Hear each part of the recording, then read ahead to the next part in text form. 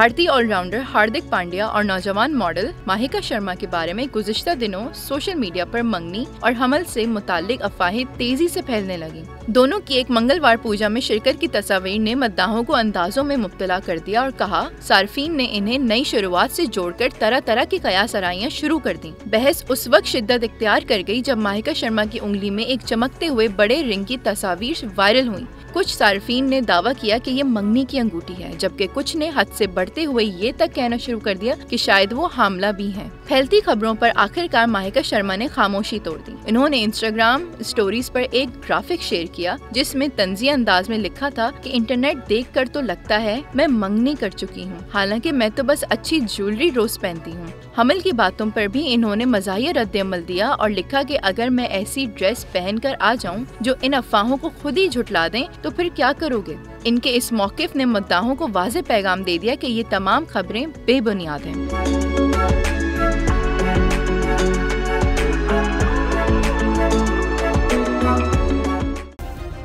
Subscribe करें और bell दबाएं ताकि कोई खबर रह न जाए।